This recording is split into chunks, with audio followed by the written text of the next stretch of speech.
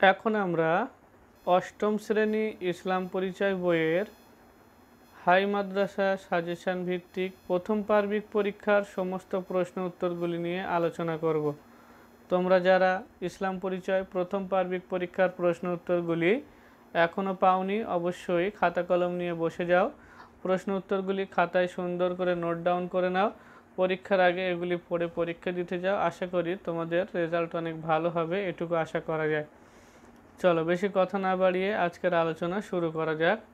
আমাদের প্রথম প্রশ্ন হলো, আমাদের ধর্মের নাম কি? আকাইদের পর্ব ছিল, সেই আকাইদ পর্বের প্রথম প্রশ্ন হলো, আমাদের ধর্মের নাম কি? উত্তর ইসলাম ধর্ম। পরে প্রশ্ন হলো, ইসলাম ধর্ম কয়টি স্তম্ভের উপর প্রতিষ্ঠিত? উত্তর 5টি স্তম্ভের উপর প্রতিষ্ঠিত।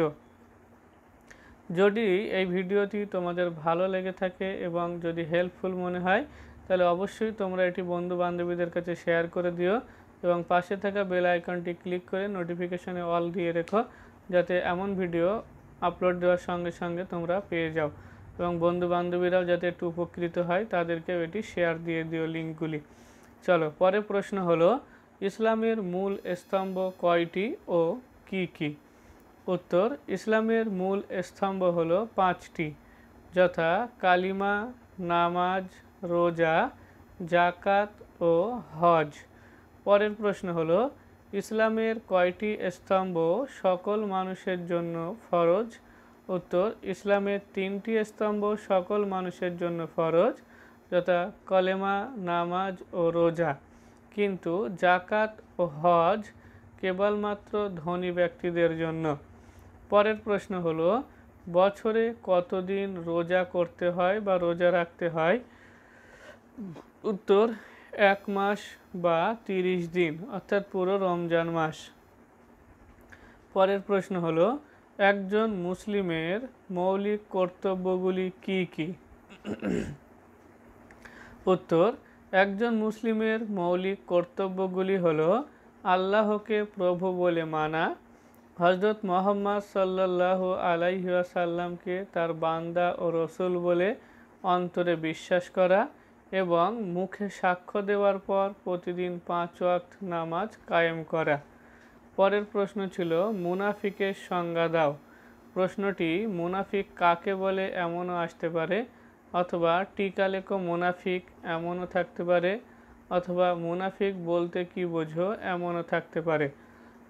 প্রশ্ন হলো, মুনাফিকের সংজ্ঞা দাও। উত্তর, যে সকল মানুষ যারা অন্তরে আল্লাহ ও তার নবীকে অবিশ্বাস করা সত্ত্বেও মুসলমানদের ধোঁকা দেওয়ার উদ্দেশ্যে নিজেদেরকে মুসলমান বলে দাবি করত, তাদেরকেই মুনাফিক বলা হতো।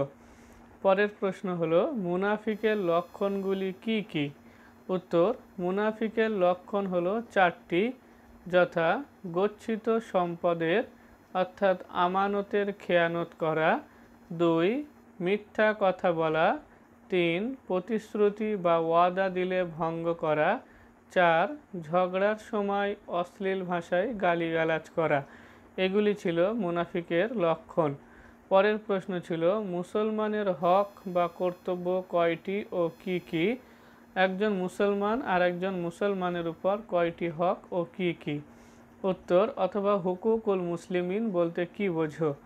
আবু হুরায়রা রাদিয়াল্লাহু তাআলা আনহু বলেন, রাসূল সাল্লাল্লাহু আলাইহি ওয়াসাল্লাম একজন মুসলমানের উপর অন্য মুসলমানের 6টি হক বা কর্তব্য আছে এটি বলেন। সেগুলি হলো, 1 যখন তুমি তার সঙ্গে সাক্ষাৎ করবে তখন তাকে সালাম দেবে, 2 যখন সে তোমাকে দাওয়াত করবে তখন তুমি তা কবুল করবে, 3 যখন সে তোমার কাছে কোনো উপদেশ চাইবে তুমি অবশ্যই তাকে সৎ উপদেশ দেবে, 4 যখন তার হাঁচি হলে সে আলহামদুলিল্লাহ বলবে তখন তুমি তার উত্তরে ইয়ারহামুকাল্লাহ বলবে, 5 যখন সে অসুস্থ হবে তুমি তাকে দেখতে যাবে এবং তার সেবা করবে, 6 নম্বর ছিল, যখন সে মারা যাবে তখন তুমি তার জানাজায় অংশগ্রহণ করবে। এই ছিল 6টি হুকুকুল মুসলিমিন বা একজন মুসলমানের প্রতি আর একজন মুসলমানের হক। পরের প্রশ্ন হলো কুরআন ও হাদিসের ওই অধ্যায় থেকে। কুরআন ও হাদিস অধ্যায়ের প্রথম প্রশ্ন হলো কুরআন কার বাণী? উত্তর, কুরআন আল্লাহর বাণী। পরের প্রশ্ন হলো হাদিস কার বাণী? উত্তর, হজরত মুহাম্মদ সাল্লাল্লাহু আলাইহি ওয়াসাল্লামের বাণী। পরের প্রশ্ন হলো সর্বশেষ আসমানি গ্রন্থের নাম কি? উত্তর, আল কুরআন। পরের প্রশ্ন হলো কুরআন কার উপর নাজিল হয়েছিল? উত্তর, হজরত মুহাম্মদ সাল্লাল্লাহু আলাইহি ওয়াসাল্লামের উপর। পরের প্রশ্ন হলো কুরআন কত বছর ধরে নাজিল হয়েছিল? উত্তর, 23 বছর ধরে। পরের প্রশ্ন হলো কুরআনের বাহক কাকে বলা হয়? উত্তর, হজরত জিবরাইল আলাইহি ওয়াসাল্লামকে। পরের প্রশ্ন হলো পবিত্র কুরআনের ভাষাগুলি কার? উত্তর, মহান আল্লাহর। পরের প্রশ্ন হলো কুরআনের ভাষা কি? উত্তর, আরবি। পরের প্রশ্ন কুরআন সংরক্ষণের দায়িত্ব কার? উত্তর, আল্লাহর। পরের প্রশ্ন হলো আল্লাহ তাআলা যুগে যুগে পৃথিবীতে কাদের পাঠিয়েছেন মানুষের হেদায়েতের জন্য? উত্তর, নবী ও রসুলদের। পরের প্রশ্ন হলো আসমানি কিতাব কাকে বলা হয়? উত্তর, আল্লাহ পাক মানুষের হেদায়েতের জন্য যুগে যুগে রসুলদের উপর যে কিতাব নাজিল করেছেন তাদেরকে আসমানি কিতাব বলা হয়। পরের প্রশ্ন হলো সহিফা কাকে বলে? উত্তর, নবী ও রসুলদের উপর যুগে যুগে যে আংশিক কিতাব নাজিল হয়েছিল তাকে সহিফা বলা হয়। পরের প্রশ্ন হলো সহিফা কাদের উপর নাজিল হয়েছিল? উত্তর, হজরত ইব্রাহিম আলাইহিসসালাম ও হজরত মুসা আলাইহিসসালামের উপর। পরের প্রশ্ন হলো বিখ্যাত আসমানি কিতাব কয়টি ও কি কি? উত্তর, বিখ্যাত আসমানি কিতাব 4টি, যথা তাওরাত, জাবুর, ইনজিল ও কুরআন। পরের প্রশ্ন হলো তাওরাত কার উপর নাজিল হয়েছিল?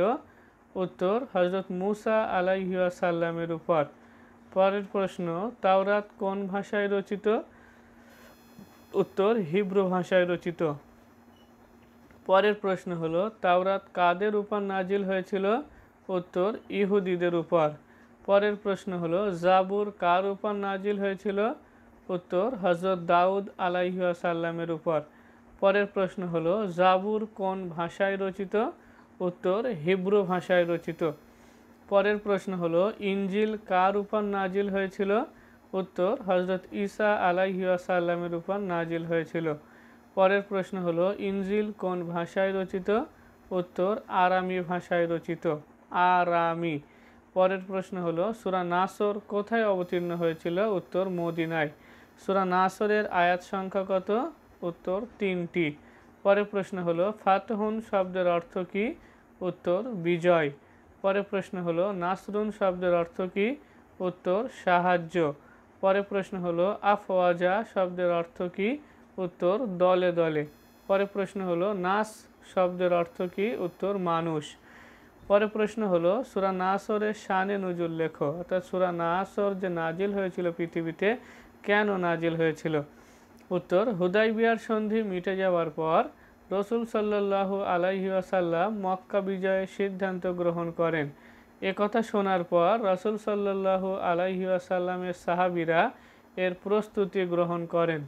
তারপর রসুল সাল্লাল্লাহু আলাইহি ওয়াসাল্লাম 10,000 সৈন্য নিয়ে মক্কার শেষ প্রান্তে উপস্থিত হন। প্রথমে খালিদ বিন ওয়ালিদের পাঠানো হয় মক্কা নগরীর পিছন দিকে। সেখানে মক্কার কাফেরদের সঙ্গে যুদ্ধ শুরু হয়। কাফেরেরা তাদের পরাজয় নিশ্চিত বুঝতে পেরে নবী সাল্লাল্লাহু আলাইহি ওয়াসাল্লামের উপর দলে দলে ঈমান আনতে শুরু করেন। তখন আল্লাহ পাক রব্বুল আলামিন জিবরাইল আলাইহি ওয়াসাল্লাম মারফত এই সূরা নাসর অবতীর্ণ করেন। পরের অধ্যায় হলো ফিকাহ। ফিকাহ পাঠের ভিতরে যে প্রশ্ন উত্তরগুলি রয়েছে সেগুলি নিয়ে আমরা আলোচনা করি। ফিকাহ পাঠের মধ্যে আমাদের জাকাত পর্বটি পরীক্ষা হবে প্রথম অধ্যায়ে। প্রশ্ন হলো জাকাত শব্দের অর্থ কি? উত্তর, অর্থ শুদ্ধিকরণ। পরে প্রশ্ন হলো জাকাত কাদের উপরে ফরজ? উত্তর, সাহেবে নেসাবদের উপর জাকাত ফরজ।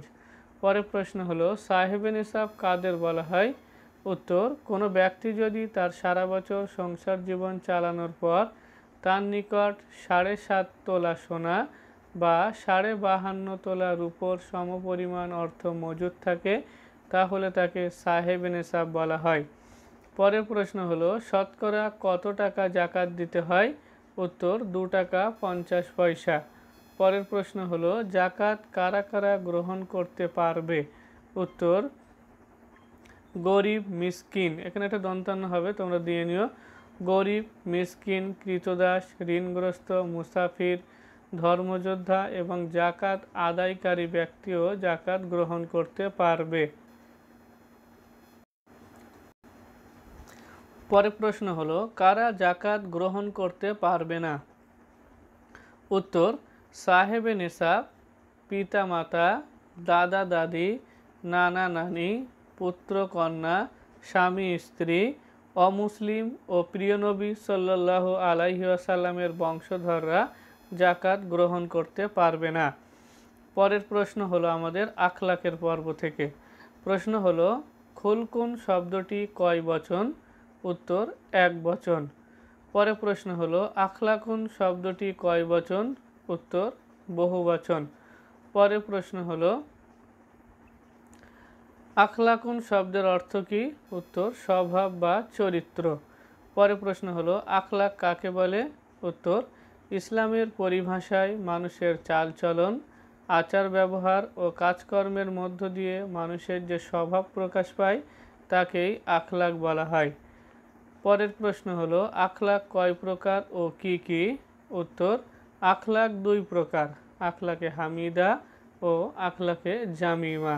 পরের প্রশ্ন হলো, আখলাকে হামিদা কাকে বলে? উত্তর, মানুষের জীবনের সৎ, উত্তম ও পছন্দনীয় গুণাবলীকে আখলাকে হামিদা বলা হয়। এবং আখলাকে জামিমা কাকে বলা হয়? উত্তর, মানুষের জীবনের অসৎ, নিকৃষ্ট, অপছন্দনীয় গুণাবলীকে আখলাকে জামিমা বলা হয়। পরের প্রশ্ন হলো, সুন্দর ব্যবহারই ড্যাশ। এই শূন্যস্থানে তোমাদের লিখতে হবে পুণ্য, অর্থাৎ মানুষের সুন্দর ব্যবহারই হলো পুণ্য বা নেকি।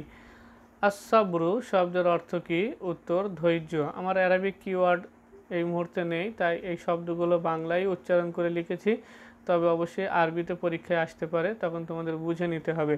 পরের প্রশ্ন হলো, আল্লাহ তাআলা কাদের সঙ্গে থাকেন?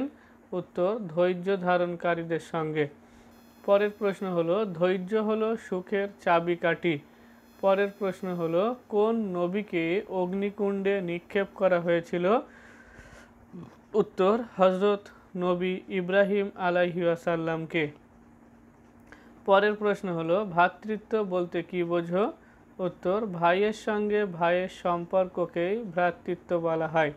পরের প্রশ্ন হলো, ভ্রাতৃত্ব কয় প্রকার ও কি কি? উত্তর, ভ্রাতৃত্ব 3 প্রকার, ঐরসজাত ভ্রাতৃত্ব, বিশ্ব ভ্রাতৃত্ব ও ইসলামী ভ্রাতৃত্ব। পরের প্রশ্ন হলো, কারা একে অপরের ভাই ভাই?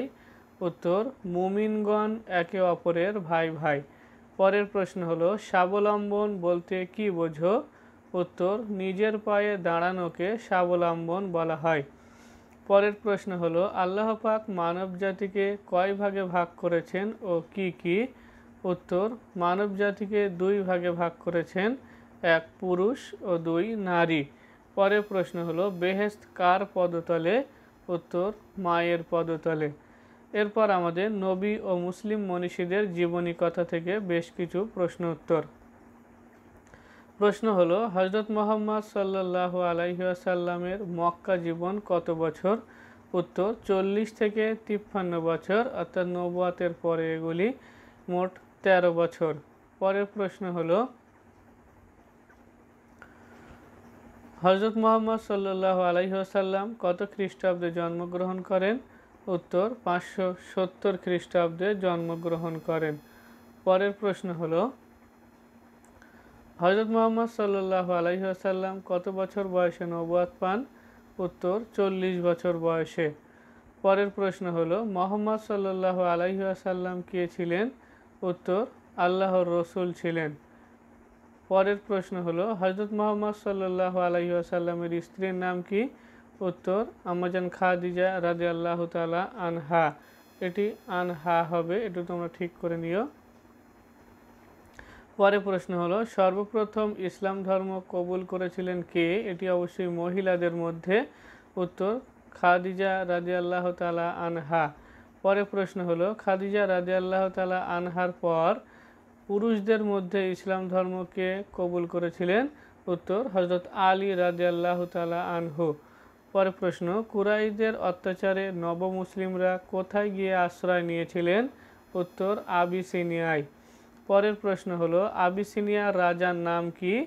উত্তর নাজ্জাশী। এটা হবে নাজ্জাশী, দন্তন্য আকার বর্গীয় জয় আকার দন্তস্বয় দীর্ঘ নাজ্জাশী। তোমরা অবশ্যই ঠিক করে নিও বানানটি।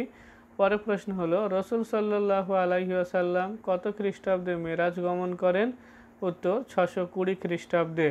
পরের প্রশ্ন হলো রসুল সাল্লাল্লাহু সাল্লাম কোন মাসে মেরাজে যান? উত্তর রজব মাসে। পরের প্রশ্ন হলো রসুল সাল্লাল্লাহু আলাইহি ওয়াসাল্লাম কোন যানে চড়ে মেরাজ যান? উত্তর বোরাকে চড়ে। পরের প্রশ্ন হলো বাইতুল মুকাদ্দাস কোথায় অবস্থিত? উত্তর জেরুজালেমে অবস্থিত। পরের প্রশ্ন রসুল সাল্লাল্লাহু সাল্লাম কত খ্রিস্টাব্দে হিজরত করেন? উত্তর 622 খ্রিস্টাব্দে। পরের প্রশ্ন হলো হিজরতের সময় রসুল সাল্লাল্লাহু সাল্লামের সঙ্গী কে ছিলেন? উত্তর হযরত আবু বকর রাদিয়াল্লাহু তাআলা আনহু। পরের প্রশ্ন হলো হযরত মুহাম্মদ সাল্লাল্লাহু আলাইহি ওয়াসাল্লামের মদিনা জীবন কত বছর? উত্তর 53 থেকে 63 বছর। পরের প্রশ্ন হলো হযরত মুহাম্মদ সাল্লাল্লাহু আলাইহি ওয়াসাল্লাম কোথা থেকে কোথায় হিজরত করেন? উত্তর মক্কা শরীফ থেকে মদিনা শরীফে হিজরত করেন। পরের প্রশ্ন হলো হিজরতের পূর্বে মদিনার নাম কি ছিল? উত্তর ইয়াসরিব। পরের প্রশ্ন হলো মদিনাতুন নবী বা নবীর শহর। মদিনাতুন নবী শব্দের অর্থ কি? উত্তর নবীর শহর। পরের প্রশ্ন মসজিদে নববী কোথায় অবস্থিত? উত্তর মদিনায় অবস্থিত। পরের প্রশ্ন হলো মসজিদে নববী শব্দের অর্থ কি? উত্তর নবীর মসজিদ। পরের প্রশ্ন হলো রসুলের হিজরতের পূর্বে মদিনায় কারা বসবাস করত? উত্তর আউস ও খাজরাজ সম্প্রদায়। পরের প্রশ্ন হলো মদিনার ইহুদিরা কয়টি ভাগে বিভক্ত ছিল ও কি কি?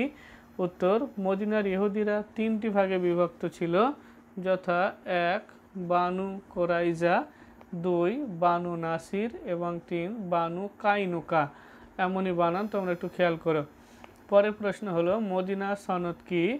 উত্তর মদিনার শান্তি প্রতিষ্ঠা করার লক্ষ্যে এবং বহিঃশত্রুর হাত থেকে মদিনাকে রক্ষা করার জন্য রসুল সাল্লাল্লাহু আলাইহি ওয়াসাল্লাম সকলকে একত্রিত করে যে সনদ স্বাক্ষর করেন সেটি মদিনা সনদ নামে পরিচিত। পরের প্রশ্ন হলো পৃথিবীর ইতিহাসে প্রথম লিখিত সনদ কোনটি? উত্তর মদিনা সনদ।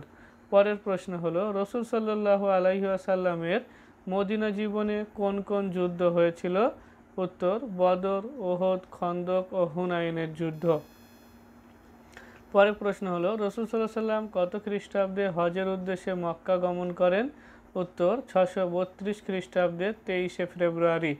পরের প্রশ্ন হলো রসুল সাল্লাল্লাহু আলাইহি ওয়াসাল্লামের এই মক্কা গমনকে কি বলা হয়? উত্তর বিদায় হজ বা হুজ্জাতুল বিদা বলা হয়। পরের প্রশ্ন হলো রসুল সাল্লাল্লাহু সাল্লাম কত খ্রিস্টাব্দে পরলোক গমন করেন? উত্তর 612 খ্রিস্টাব্দে 632 খ্রিস্টাব্দে 12ই রবিউল আওয়াল। এই ছিল আমাদের আজকের সমস্ত ফার্স্ট টার্ম প্রশ্ন উত্তরগুলি আলোচনা। আশা করি এগুলি তোমরা ভালো করে পড়ে নেবে যাতে ভালো রেজাল্ট করতে পারো পরীক্ষায়। ভিডিওটি হেল্পফুল হলে তাহলে অবশ্যই তোমরা তোমাদের বন্ধু বান্ধবীদেরকে শেয়ার করে দিও, তারাও যাতে একটু উপকৃত হয়ে থাকে। আর যদি চ্যানেলটি সাবস্ক্রাইব করে না থাকো তাহলে অবশ্যই চ্যানেলটি সাবস্ক্রাইব করে নিও, পাশে থাকা বেল আইকনে ক্লিক করে নোটিফিকেশান অল করে নিও যাতে এমন ভিডিও সবার আগে পেতে পারো। আজকের আলোচনা এই পর্যন্ত, দেখা হবে আবার পরবর্তী ভিডিওতে ইনশাআল্লাহ। ততক্ষণে তোমরা ভালো থেকো।